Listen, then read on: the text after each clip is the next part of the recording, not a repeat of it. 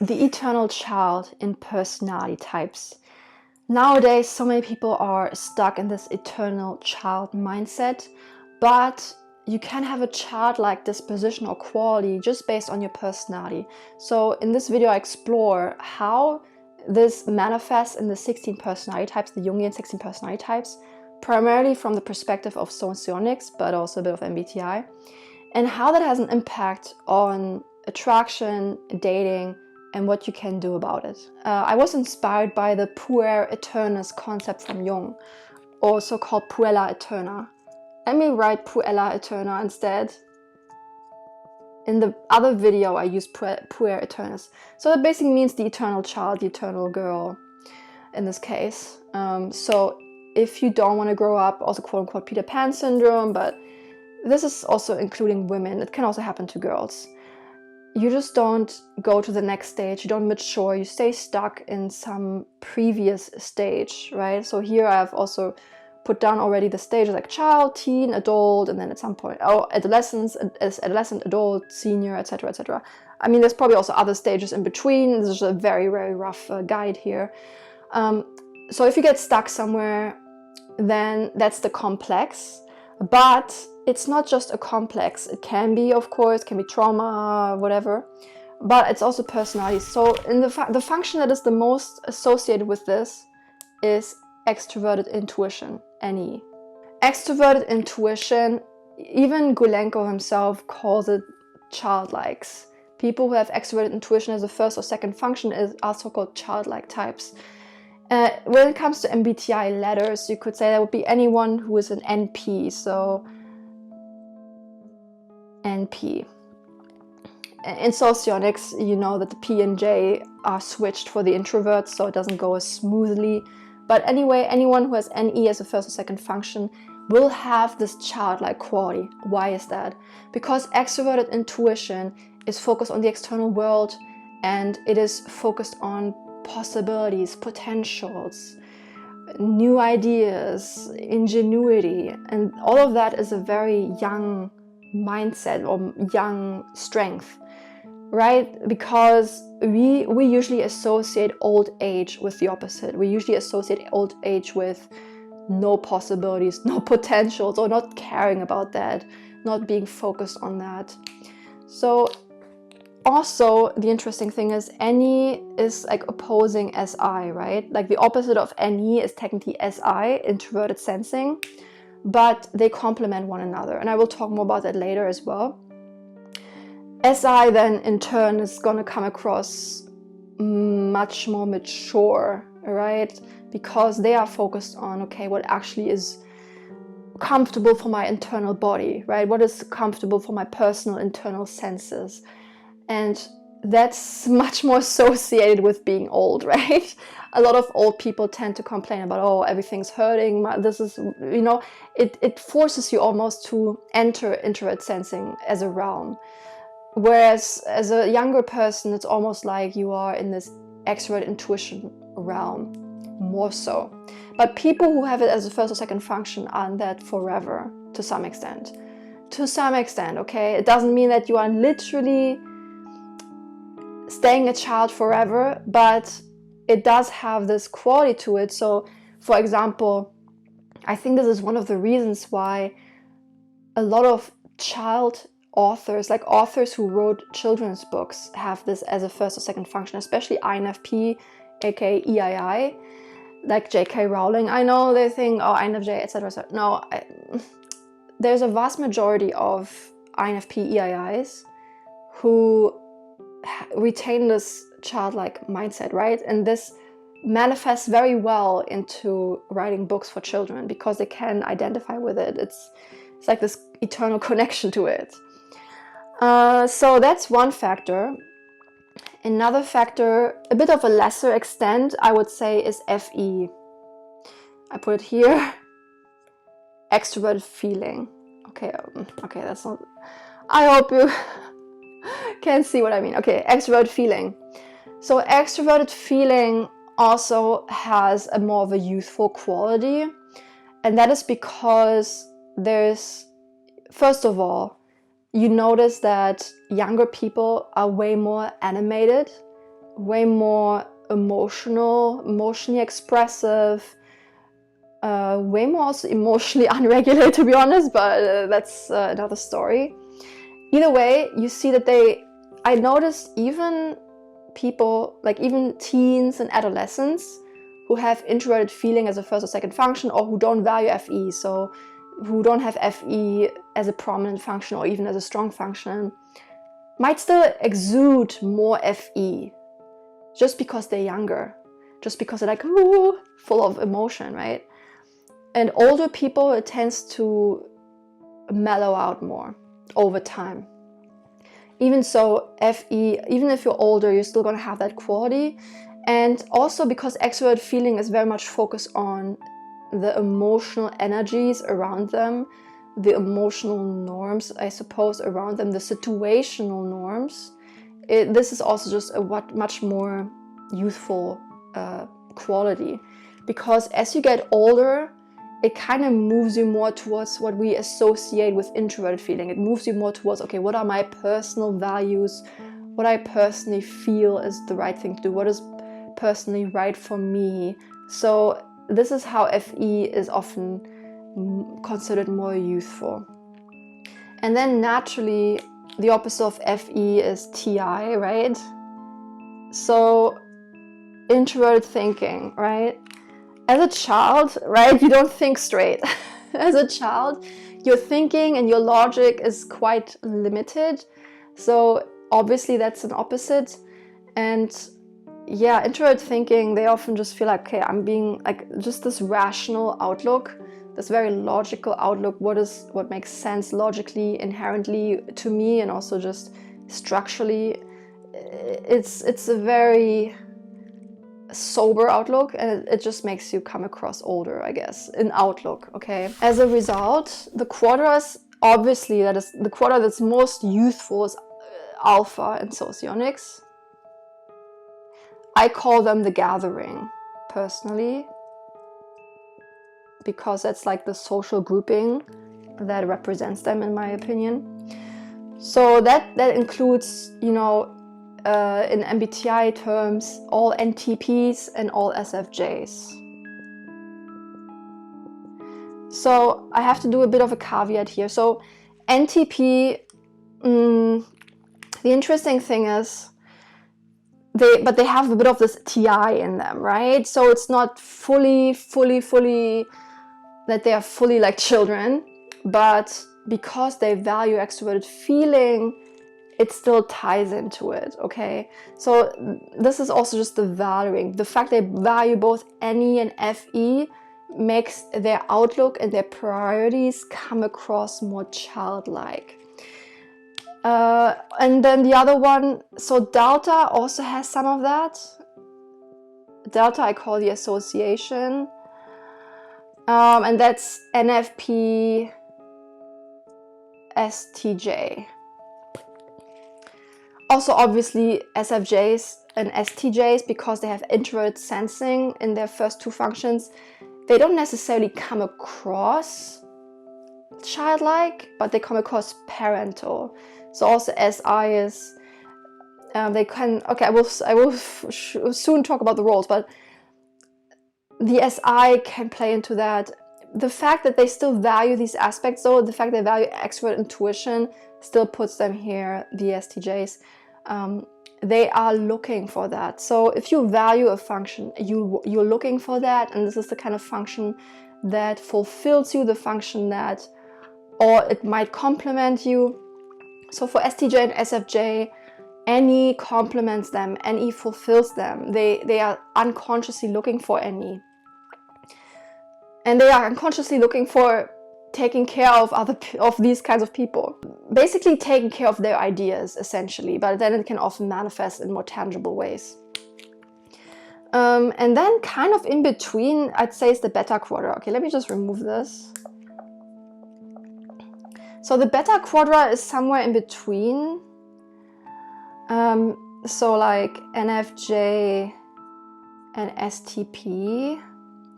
They're kind of in between here because they only value FE. Okay, so NE is the main thing. So that's like alpha. FE is a little bit like, right? Okay, let me just remove this.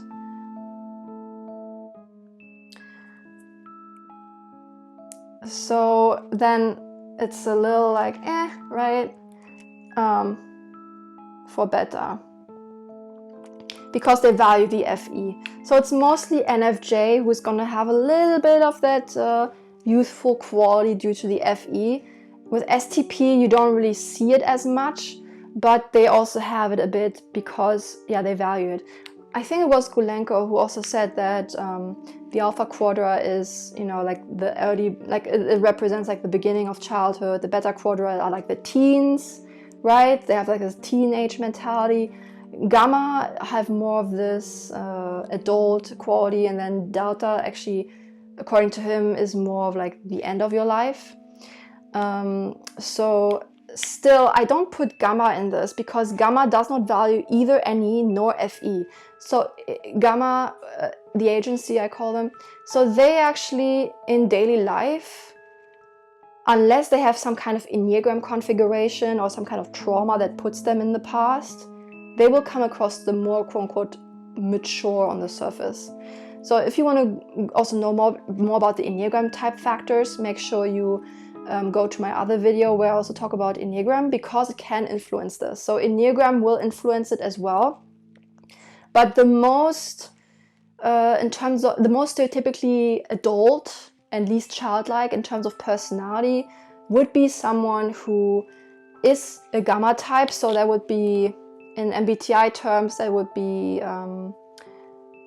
SFP, so ESFP, ISFP, and NTJ, so ITJ, ENTJ.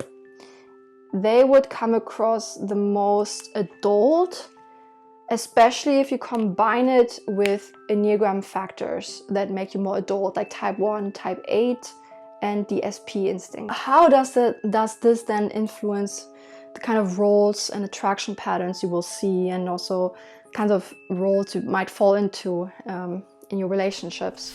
Generally speaking, extrovert intuition, they often might fall into a bit of a childlike role. So by childlike, I mean like a child versus parent dynamic. But that's not always the best, and that's not always necessarily what will fully happen. Okay, so the thing is, extrovert intuition does look for introvert sensing, so someone who can take care of internal comfort, and also can create an environment and a lifestyle that facilitates that in turn can then help the extrovert intuition with their ideas. So it's like this kind of positive reinforcement loop. So that's when it's healthy. And ideally, when they're mature, the extrovert intuition person will just find someone with introvert sensing, and then they can do it from a mature level without regressing or without being in a helpless position. But if the person is younger or more immature, then they might even fall into this role with whoever they come into contact. So it could be even someone who is not introverted sensing one first or second, and they will kind of unconsciously expect their partner to act like their parent. And that's not good, okay? That's not a good dynamic to have. So that's what can happen with this. The same can happen with FE, but that tends to happen a bit more with ENFJ and INFJ. Well, maybe INFJ rather than ENFJ, because people who have FE first, they often step more into the parental role, where they focus more on making sure that the people around them feel good. So that's a bit more of a parental role, and also overlaps with type 2, obviously, in Enneagram.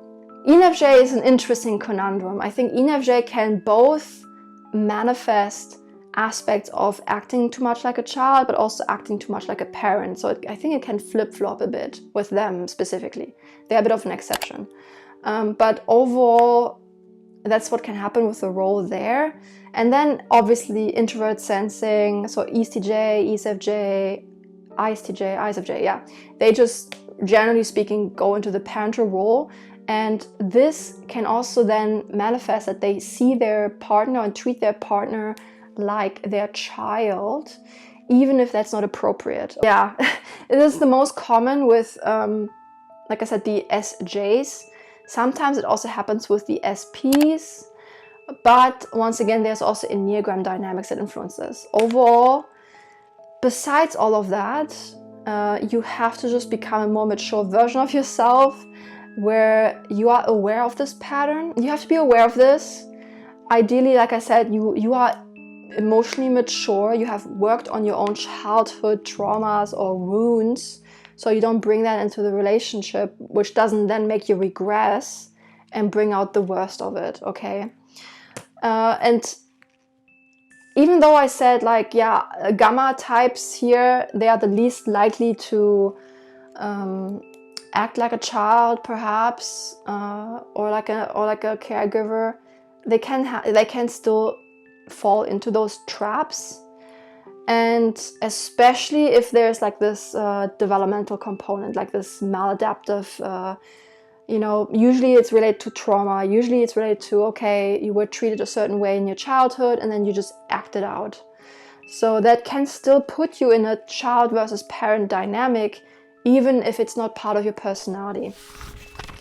I guess it can be more tricky to see the difference if it's both part of your personality, like in the case of NE and a bit of FE, or if it's just this trauma-based response. So overall, even if you are an NE type, even if it's part of your personality, as you get older, there should always be this fundamental level of respect and responsibility and maturity that you don't find in the parental versus child dynamic, like in the complex of the puella eterna or puella aeternus. You often see it with women that treat their partners like a little boy, and then it's just a horrible kind of relationship. And back in the day, right, how women were often treated in marriage was basically the husband was stepping into the father role and the woman was just like a little child who had no financial knowledge or responsibility or any finances whatsoever and was totally dependent on the husband. And that's like a culturally approved back then dynamic where it's parental child. The good thing is we don't have that structure anymore, but now you often see the reverse where the guy is the child and the woman is the parent, or you just see both people being childish, or you see just a mix, all kinds of combos, right? But overall, you want to escape that, or overall, you want to overcome that to some extent. You have to still be able to mature. And even these functions, I will tell you, can act maturely in a relationship, because at the end of the day, your 16 type, your functions, I often say it's your purpose role. So what you're actually supposed to do is, with any extrovert intuition, you're supposed to proliferate or generate new ideas, possibilities, potentials around you and help society in that way.